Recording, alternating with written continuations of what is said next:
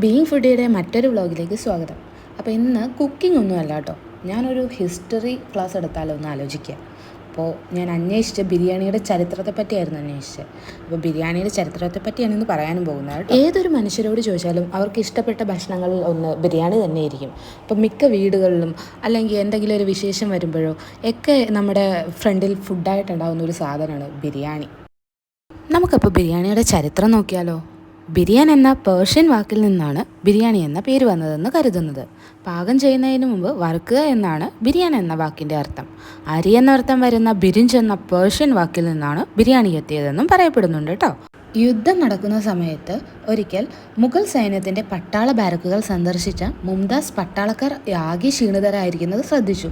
മതിയായ പോഷകാഹാരത്തിൻ്റെ കുറവാണ് ഇതെന്ന് മനസ്സിലാക്കിയ മുംതാസ് ഇറച്ചിയും ചോറും സുഗന്ധദ്രവ്യങ്ങളും ഇടകലർത്തി രുചികരമായ സമീകൃത ആഹാരം ഉണ്ടാക്കാൻ പാചകക്കാർക്ക് കൽപ്പന നൽകി.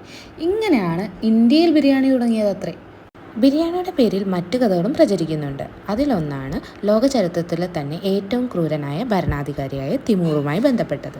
1398 തിമൂറിൻ്റെ സൈന്യം ഇന്ത്യയുടെ അതിർത്തിയിൽ തമ്പടിച്ചപ്പോൾ തിമൂർ തൻ്റെ സൈനികർക്ക് ഭക്ഷണമായി കൊടുത്തത് അരിയും മസാലകളും ഇറച്ചിയും ഒന്നിച്ചൊരു പാത്രത്തിലിട്ട് വേവിച്ചത്.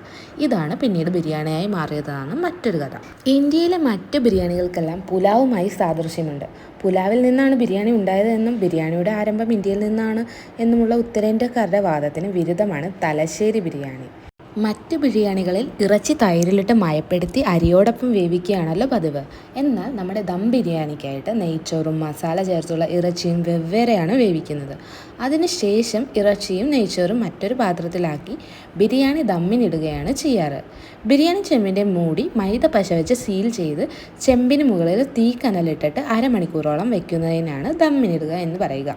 ഇനി മറ്റൊരു വിശ്വാസം എന്ന് പറയുന്നത് AD 2 എഴുതപ്പെട്ട 2 തമിഴ് സാഹിത്യ കൃതികളിൽ പരാമർശിക്കപ്പെട്ട ഊൺസോറാണ് ബിരിയാണിയുടെ ആദിമ രൂപമെന്ന് വിശ്വസിക്കുന്നവരുണ്ട്.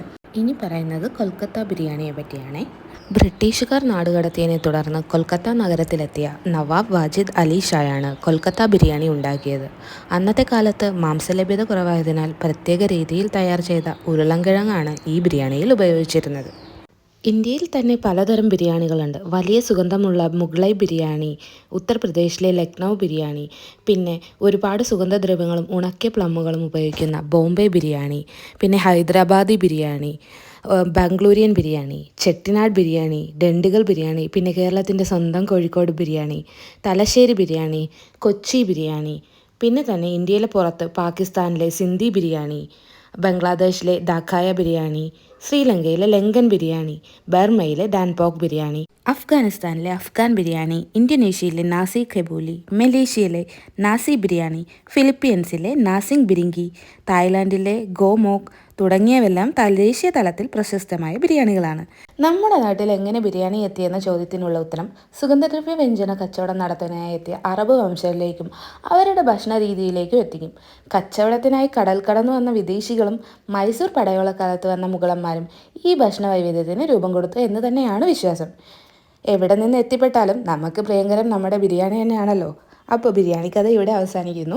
പുതിയ ഭക്ഷണ ചരിത്രങ്ങളും വിശേഷങ്ങളുമായി വീണ്ടും അപ്പോൾ ബീയിങ് ഫുഡിൽ കാണാം കേട്ടോ.